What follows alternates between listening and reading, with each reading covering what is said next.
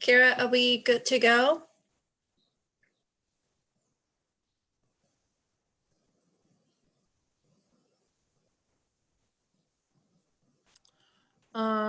The meeting isn't showing up on the MCAT screen yet, but it should be here in like less than 2 minutes. Okay, I'll just wait for you to give me the thumbs up. Sounds good. Okay.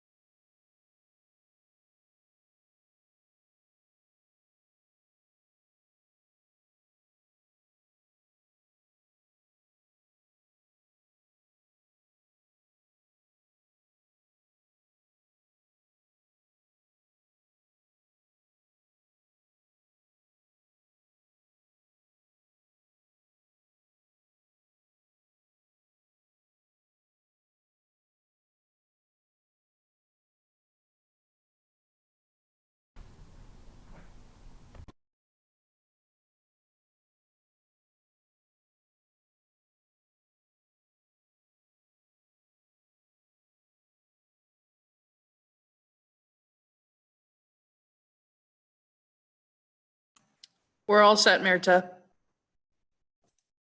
Great, thank you so much. Good morning, everyone. I will call the Public Works Committee to order. I'm going to do a quick roll of attendance, and while I do that, Kira, if we can put up the public participation information, that would be great. Anderson? I don't think she's with us yet. Becerra is present. Contos, I think, will be out for the day. So Contos is absent. Harp? Present. Great. Hess? That might be Hess joining us. Jones? Okay, I'm sure we'll trickle. Merritt? Here, and I believe that Jordan just sent a message saying that he was going to miss this meeting. Okay, so Hess will be absent. Merritt is present. Ramos is absent, I believe. Cheryl is present. Vasika? Present. Van Lossberg? I know I saw him. Present. Present. And West? Present. Great, thank you. So we continue to meet virtually. There are many ways for public comment and for the public to participate. You can always provide public comment on items not on the agenda. One way to participate in these Zoom webinars is by registering in advance, but you can always come to the meeting and we will find a way to get you in. You can send us your comments via voicemail. That is by calling 406-552-6012. You can also email City Council at council@ci.missoula.mt.us. Okay, let's see, we have minutes to approve. Are there any changes to those minutes from our last meeting? See none, those will stand approved. And we'll open for public comment right now. I am going to look and see if anyone from the public has joined us to provide public comment on any item on the agenda or not on the agenda, and I don't see anyone. Okay, so we will move to we have 2 items on the agenda for today, so we will gazelle through these two items so that we can move on to some other committee meetings. The first one is an amendment number 1 with WGM Group Incorporated to for the water rights consulting services, and Logan McInnes is here to present. Thank you. I'm Logan McInnes, Utilities Engineer for Public Works. So maybe a year or so ago, we selected WGM through an RFP process to kind of help with miscellaneous water rights consulting issues. So there's kind of 3 small issues that we needed to deal with. So those are the 3 issues that are included in this amendment. First one is to assist us with an objection that we filed to an application from Canyon River Golf. And it doesn't necessarily mean that we have to be opposed to it, but we just wanted to make sure that our well and water rights were being considered in that permitting process. So WGM is assisting in kind of reviewing, the applications through DNRC, and we're going to be providing some data from our wells so that they can be considered in the model. So that's kind of the work they're doing there. McKinley Lake is one of our wilderness lakes. It's kind of our highest priority for, we're going to decommission that is our hope within a couple of years. And so we don't really want to just walk away from the water rights that are associated with that lake. WGM's provided some initial thoughts. And so we're just kind of want to go to the next step at looking at feasible options to deal with those water rights to hopefully move them to another location. And then the third issue, let's see, I'm sorry, I'm drawing a blank at the moment. So we've had there's some development pressures in the south end of town, kind of sort of near the Jeanette Rankin School. And the way that part of the water system is configured is, a few years ago, we drilled some new wells in the Miller Creek Valley, and their place of use is limited to the Twite family developments. We've made provisions for a 4th well. So we're starting to look at the feasibility of how to drill that 4th well and expand the place of use so that some other developments could be added to the system. So those are the 3 issues that we're looking for approval. Great. And the cost associated with this is $10,800 That's correct. coming out of the enterprise fund. That's correct. Okay. Are there any questions from council members? Oops. I don't see any hands up. And I'm going to check for public comment. There's no public. Okay. So I do need a motion for this item, which maybe Ward 5 or anyone like to make this motion? Ms. Cheryl. I'm happy to make the motion. I'm not Ward 5, but I'm happy to make the motion. And Brian, do you have a comment or question? No, I was just going to make the recommended motion as well. Okay. Okay, so we have a motion on the floor. We have no one from the public attending the meeting to provide public comments. Sandra. I'm sorry, I forgot to ask the question. Is this completely necessary? What would happen if we didn't spend this money to go towards this consultation? Relative to the McKinley water rights, I mean, these are some of the very oldest water rights in the drainage basin. So for that reason, we think they're valuable water rights. So we know if we just tear the dam out and don't do anything with the water rights, we lose the water rights. So I would say it's pretty critical to try to protect the value of those water rights. Okay, makes sense. And Canyon River, we don't want our well to be impacted. I mean, it's a water right that we have, and we need that well to serve people in the area. So we want to make sure that any new developments aren't going to impact those rights. Then this isn't something we can do in-house. No, we are heavily involved. Ryan Sudbury, water rights attorney, is very knowledgeable, but water rights is pretty specialized work. We don't really have the in-house expertise to stay on top of the current legislation and that sort of thing. So we definitely need some consulting help. Okay, I'm happy with that answer. Thank you. Oh, thank you. Thank you, Sandra. So we have a motion on the floor, no public comment. Can we get a roll call vote, please? Becerra, Yes. Harp, Yes. Jones, Yes. thank you. Merritt, I abstain. Cheryl, Yes. Vasika, Yes. Von Lossberg, Yes. West. Yes. Did I miss anybody? I don't think so.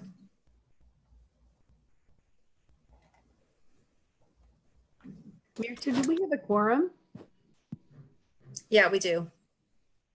So that's 7 yes.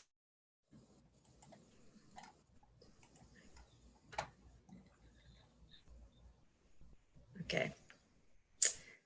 So I think that was 7 yeses and 1 abstention, right? Yes. Thank you. Thank you, Logan. Thank you. And we will move now to item 2, which is the much awaited Title 12 update. And I want to thank Kevin for providing us with a brief introduction to this update. I know we'll have a more robust conversation in the weeks to come, but thank you for bringing it forward now. You're on. Okay, thanks. Kevin Slovart, City Engineer with Development Services. Just a commentary, I seem to be getting an unstable connection message. So if I, freeze or pause or the words are jumbled at all at any time, just please let me know that you didn't hear something or I need to reintroduce something. Can I share my screen?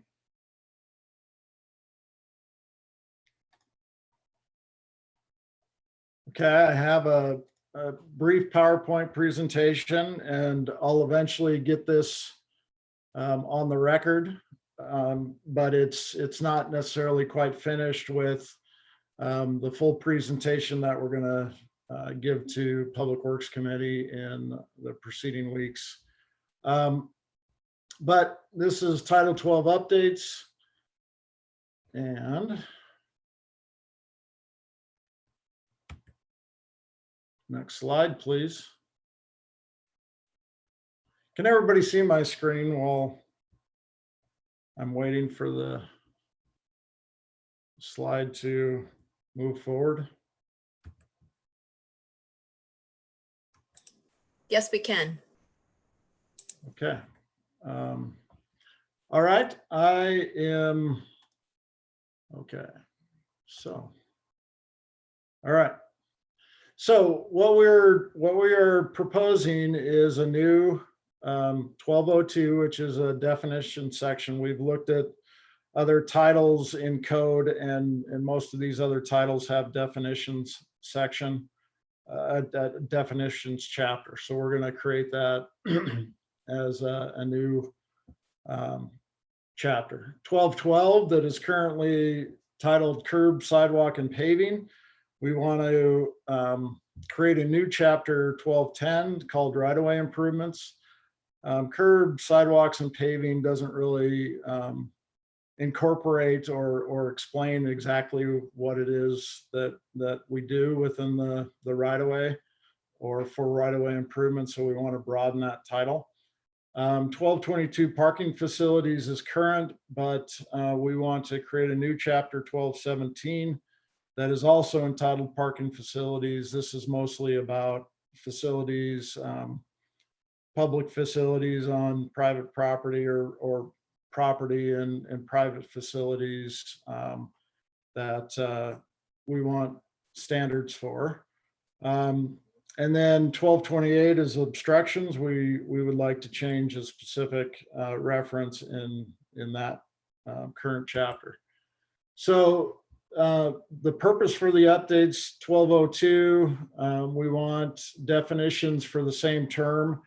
There were multiple definitions for the same term in each of the various chapters.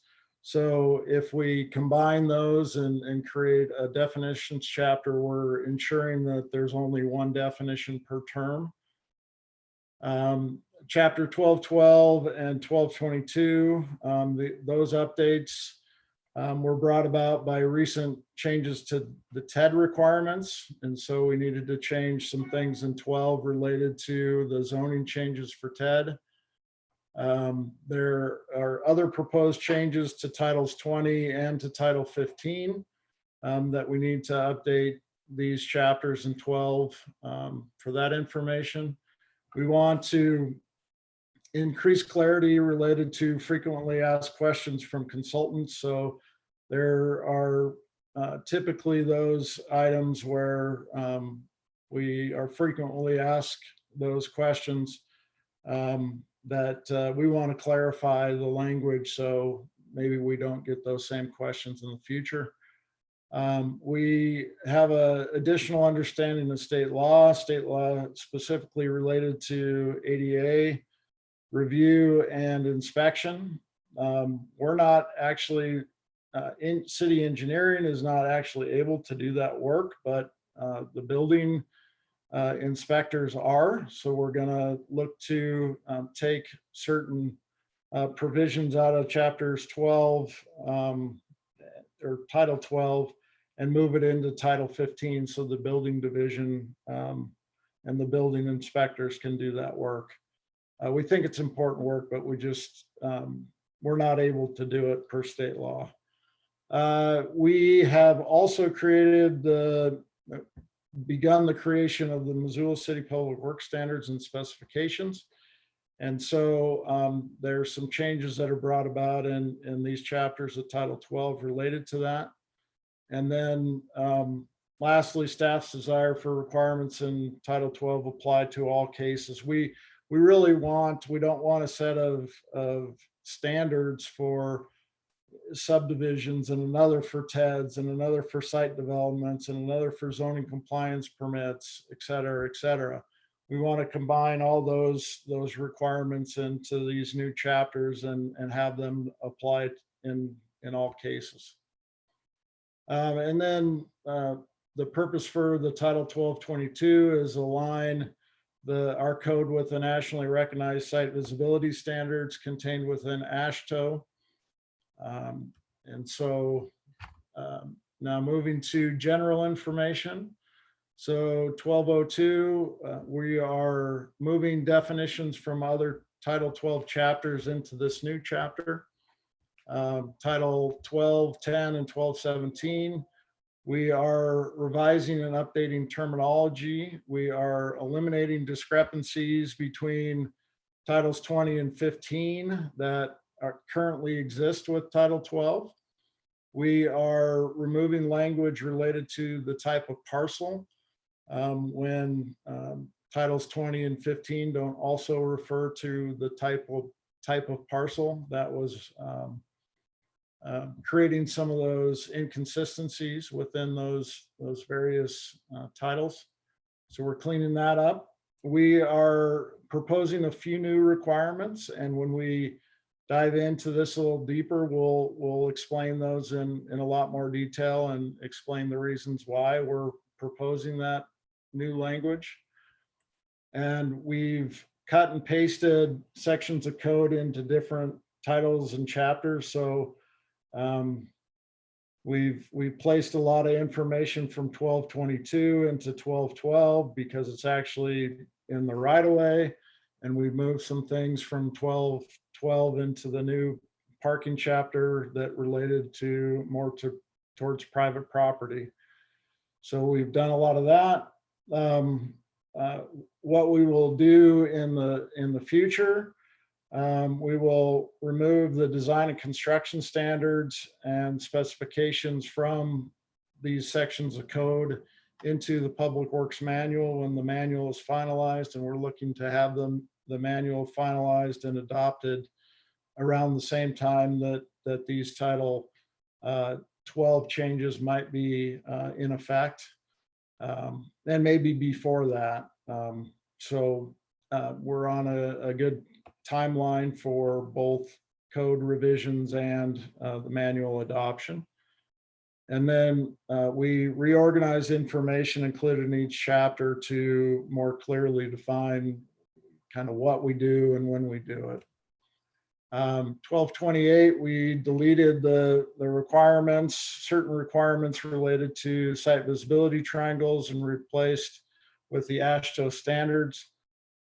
This was done based on many other municipalities are using these national standards, including Missoula County. So we wanted to be consistent with our neighbors.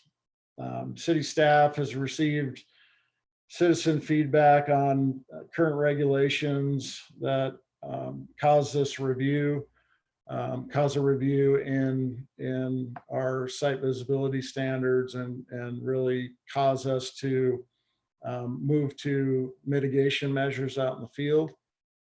And then the national standards would increase the site visibility requirements, promoting additional safety at intersections. So those are some reasons for the updates. So when we get into the specific information, we'll talk about how the chapters are organized. We'll discuss the language changes, and we'll further go into why those changes are being proposed. So where we're at in the process is city engineering staff has spent many hours of our time to update these chapters.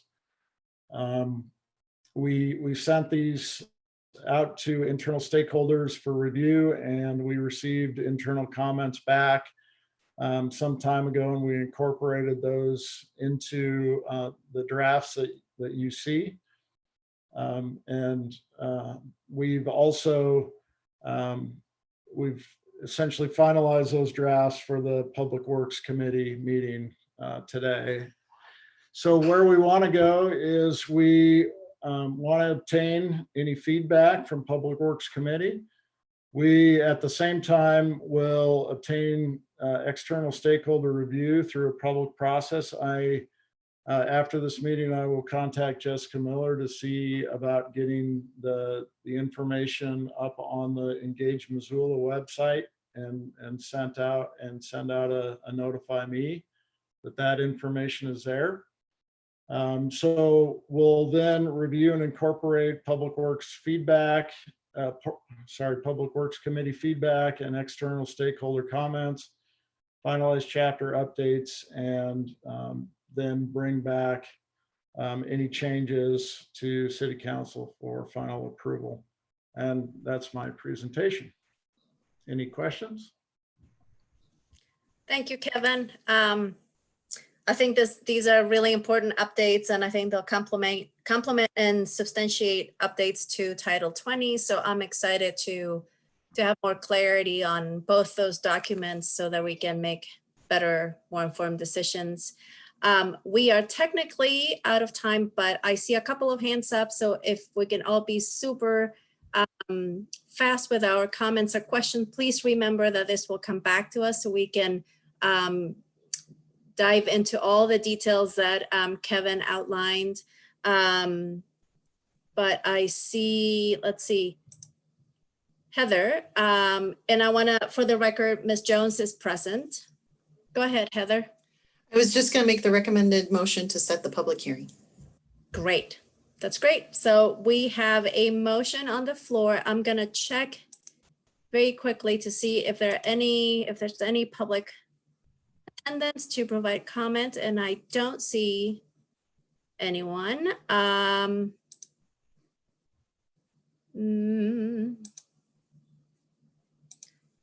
Okay. Heidi, really quickly.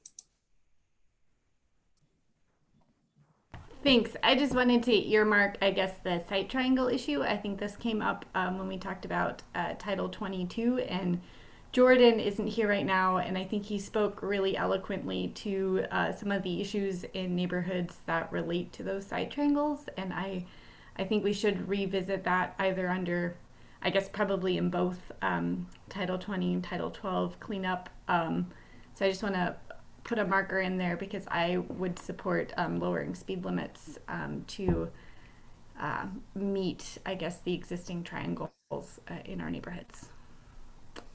Thanks. That's a great point. And for anyone, if you have specific questions, bring those to the next meeting, or you can probably send them along to Kevin or Monty so that they can be addressed at the next meeting. Stacy? Hi, I just wanted to note for the record that I am here. I was a minute or two late, or a couple minutes late logging on, so. Okay, so Ms. Anderson is present, and Brian? Thanks. Just scheduling. I wanted to check in. I guess is a question for Kevin, how time sensitive it is to begin the public hearing on that date. And the reason I ask Mirta is, and someone could correct me if I'm wrong, I think we would be scheduled to conclude the public hearing on Expo Parkway on the 14th and open this public hearing. Is that correct? Yeah, so this is set to have a public hearing on the 14th. And I don't know if we accounted for that extra week that we normally have when we keep the public hearing open. Right.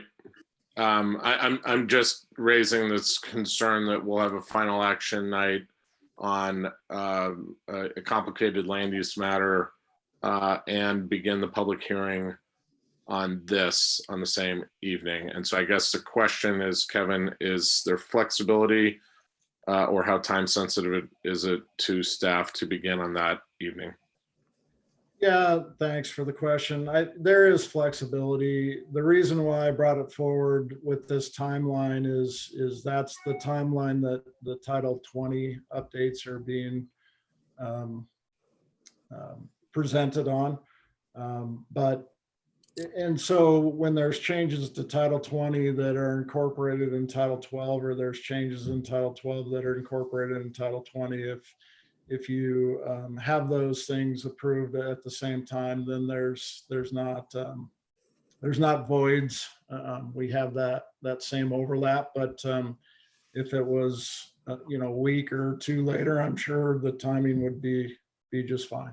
So, Mirta, if I may, I don't want to unilaterally change it because I don't feel like I'm probably taking it into account the other those other schedules of Title 20, but I think it would be prudent for maybe it's you and Jordan and Mary and Kevin or some combination there to take a look at that schedule and make sure we're setting ourselves up best. And we could always on Monday night when we take official action to set the public hearing, could change that date as part of that action. Okay, so should we then vote to preliminarily set this public hearing for the 14th, knowing that on Monday, after we have a conversation, that they could change? I think we go ahead and go with the motion as is, and in advance of the discussion on Monday, we should get a recommendation from both Public Works and Land Use and Planning on whether to stick with that date or adjust that date before setting it with our final action on Monday evening. Sounds good. Does that work, Kevin? Yes, thank you. Okay, great. Thank you, President Von Lossberg, for that. So we have a motion on the floor. Could we get a roll call vote, please? Anderson, Yes. Becerra, Yes. Harp, Yes. Jones, Yes. Merritt, Yes. Cheryl, Yes. Basika, Yes. Von Lossberg, Yes. West, Yes.